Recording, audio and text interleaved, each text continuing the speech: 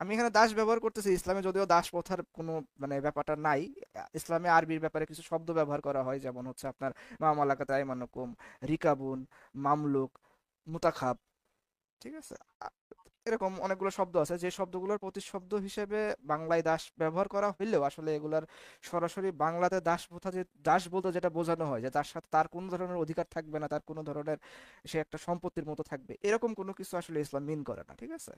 তো যেহেতু কোনো উপযুক্ত পর্যাপ্ত প্রতিশব্দ নাই, সেহেতু আমি দাসই ব্যবহার করতেছি। আশা করি দর্শকরা বুঝতে পারবে। ঠিক আছে। হাদিস অস্বীকার করার যে প্রচেষ্টা, যে যে উদ্দেশ্যে করুক না কেন, এই প্রচেষ্টা হলো দিন অস্বীকার করার প্রচেষ্টা। এখানে আমাদেরকে দেখতে হবে যে আসলে এখানে দাস প্রথা বলতে আসলে কি বোঝানো মিন করা হয়েছে। ঠিক আছে। তো এখানে জাতিসংঘের সংজ্ঞা অনুসারে দাসপ্রথা হলো এমন একটি অবস্থা যেখানে একজন মানুষকে সম্পত্তির মতো মালিকানা দাবির ভিত্তিতে নিয়ন্ত্রণ করা হয়। তার শ্রম, স্বাধীনতা, শরীর, সিদ্ধান্ত সবকিছুই মালিকের অধীনে চলে। অর্থাৎ এই সংজ্ঞা মূলত ব্যক্তিগত মালিকানা ভিত্তিক মানুষকে সম্পত্তি বানিয়ে রাখার একটা ধারণা প্রকাশ করে। ঠিক আছে। এখন আমরা দেখব যে ইসলামে দাসপ্রথা আসলে কি। ঠিক আছে। তো ইসলামে দাসপ্রথার ধারণাটা বুঝতে গেলে কয়েকটা বাস্তবতা প্রথমে একটু আলোচনা করে নেওয়া দরকার। সেটা হচ্ছে ইসলামে দাসপ্রথা একটা এমন বাস্তবতা যা জাহিলি আরব সমাজ থেকেই প্রচলিত ছিল। অর্থাৎ রাসূলুল্লাহ সাল্লাল্লাহু আলাইহি সাল্লামের, আমাদের যে ইসলামের যে সর্বশেষ নবী রাসূল সাল্লাল্লাহু আলাইহি সাল্লাম, ওনার আগমনের পূর্ববর্তী যে জাহেল আরব অবস্থান আছে, সেখানেও এই দাসপ্রথাটার ব্যাপকভাবে প্রচলিত ছিল। কিন্তু ইসলামে আসার পরে ইসলামে এখানে একটা পরিবর্তন আনা হয়েছে। সেটা হচ্ছে যাদেরকে তথাকথিত দাস বলা হচ্ছে তাদেরকে কেবল সম্পত্তি হিসেবে দেখানো হয় নাই, বরং এখানে কিছু শর্ত দিয়ে দেওয়া হয়েছে। যেমন ধরুন, দাসদের প্রতি সদাচরণ করা। শর্ত বলতে এটা কিন্তু কোনো প্রেসক্রাইব শর্ত না, এটা হচ্ছে একেবারে সরাসরি আপনাকে বাধ্যতামূলক একটা শর্ত। সেটা হচ্ছে দাসদের প্রতি সদাচরণ করা ফরজ হিসেবে নির্দিষ্ট করা হয়েছে। তাদের মানবাধিকার রক্ষা করা, যেমন খাওয়া, পরা, পোশাক, আশ্রয়ের ন্যায্য ব্যবস্থা বাধ্যতামূলক করা হয়েছে। এবং দাস প্রথা বিলুপ্ত করার জন্য দাসকে মুক্তি দেওয়ার ব্যাপারটাকে উৎসাহিত করা হয়েছে। যেগুলো একটু পরে আমি আলোচনায় আসবো। যেমন ধরেন বিভিন্ন কর্মফল বা কাফফারা হিসেবে দাস মুক্তির ব্যাপার আছে। তারপরে আরেকটা হচ্ছে 4 নম্বর একটা পয়েন্ট আছে গুরুত্বপূর্ণ, সেটা হচ্ছে দাসের উপরে জুলুম বা অত্যাচার করলে আল্লাহ তাআলার পক্ষ থেকে কঠিন শাস্তির একটা হুমকি দেওয়া হয়েছে। এখন তাহলে আমরা এখান থেকে আলোচনা থেকে যদি মূল পার্থক্যটা পাই, সেটা হচ্ছে জাতিসংঘের সংজ্ঞা অনুযায়ী মানুষকে মালিকানা বা সম্পত্তি হিসেবে দেখানো হয়, অন্যদিকে ইসলামে দাস একজন অধীনস্থ হিসেবে দেখায়। তাকে মানে পরিপূর্ণ একটা সম্পত্তি হিসেবে বিবেচনা করা হয় না, বরং তার মানবিক মর্যাদা ও অধিকারের সাথে কোনো একজন ব্যক্তির অধীনে থাকার ব্যাপারটা নিশ্চিত করা হয়। আর জাতিসংঘের সংজ্ঞার ক্ষেত্রে দেখানো হয়েছে মালিক সম্পূর্ণরূপে তার নিয়ন্ত্রণ থাকবে, তারা সে জাতির সাথে ইচ্ছামতো ব্যবহার করতে পারে। কিন্তু ইসলামে দাসদের প্রতি ন্যায় বিচার ও সদাচরণ বাধ্যতামূলক করা হয়েছে। তার প্রতি মানে যে কোনো ধরনের সীমা লঙ্ঘন করা নিষিদ্ধ। ইভেন তাকে সামান্য পরিমাণ কষ্ট দেওয়া নিষিদ্ধ। আর জাতিসংঘের ক্ষেত্রে দাসপ্রথা সম্পূর্ণরূপে মানে জাতিসংঘের যে সংজ্ঞা অনুযায়ী, এই সংজ্ঞা অনুসারে দাসপ্রথা সম্পূর্ণরূপে নিষিদ্ধ হইলেও দেখা যায় যে বাস্তবিকভাবে এটা মানে অনেক ক্ষেত্রেই কার্যকর থেকে গেছে। ঠিক আছে। কিন্তু ইসলামের যে ব্যাপারটা, এটা হচ্ছে শুধুমাত্র আপনার হচ্ছে মানে প্র্যাকটিসিং কাজের মধ্যে সীমাবদ্ধ না, এটা বরং একটা স্পিরিচুয়াল পর্যায়ে চলে গেছে। যে আপনি দাসের সাথে একটা হচ্ছে অন্যায় করবেন, সেটা হয়তো পৃথিবীর কোনো মানুষ আপনাকে দেখতেছে না, কিংবা পৃথিবীর কোনো মানুষ হয়তো এটাকে আপনাকে বিচার করতে পারতেছে না, কিন্তু আল্লাহর দৃষ্টিতে আপনি সব সময় অপরাধী হয়ে থাকতেছেন। এটা একজন মুসলিম সবসময় তার মাথায় রাখবে। ফলে সে কোনো অবস্থাতেই দাসের প্রতি অন্যায় করতে কিংবা হচ্ছে তার প্রতি অতিরিক্ত সীমা লঙ্ঘন করতে পারবে না। আমি এখানে দাস ব্যবহার করতেছি, ইসলামে যদিও দাস প্রথার কোনো মানে ব্যাপারটা নাই। ইসলামে আরবির ব্যাপারে কিছু শব্দ ব্যবহার করা হয়, যেমন হচ্ছে আপনার মা মালাকাত আইমানুকুম, রিকাবুন, মামলুক, মুতাখাব। ঠিক আছে।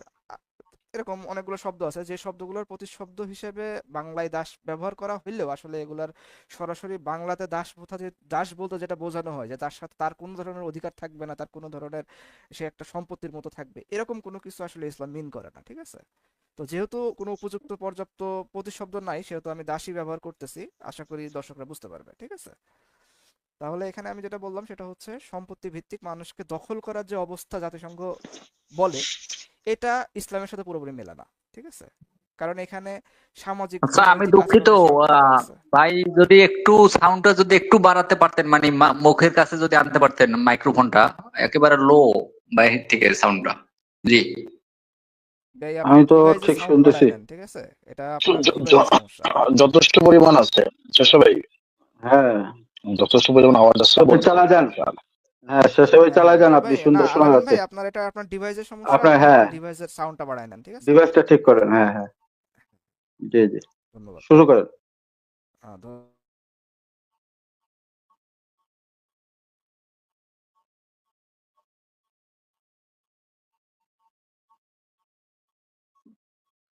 শেষে ভাই মিউটে আছেন।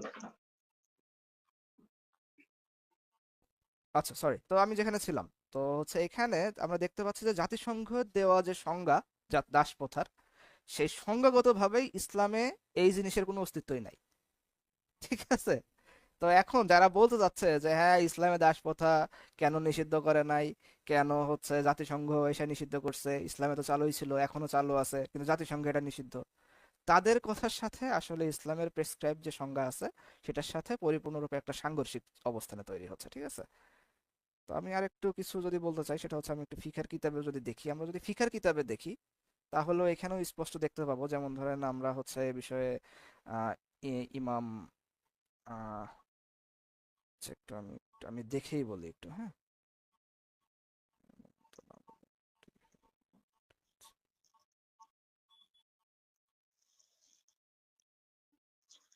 হ্যাঁ, ইসলামিক ফিকে যদি আমরা দেখি তাহলে সেখানে আমরা দেখব যে হচ্ছে আহ, ইমাম ইবনু কুদাইমা রাহিমাহুল্লাহি তার মুগনি গ্রন্থে দাসপ্রথার একটা সংজ্ঞা দিয়েছেন, সেটা হচ্ছে এই পদ্ধতি হলো এমন একটি বিচারিক অক্ষমতা যা মানুষের উপর আরোপিত করা হয়, এর ফলে এর মূল কারণ মূলত অনেক ক্ষেত্রে কুফর থাকে, এবং এটি মালিকের অনুমতি ব্যতীত তার স্বাধীনভাবে লেনদেন এবং সিদ্ধান্ত গ্রহণ, শুধুমাত্র স্বাধীনভাবে লেনদেন এবং সিদ্ধান্ত গ্রহণকে নিষিদ্ধ করে দেয়।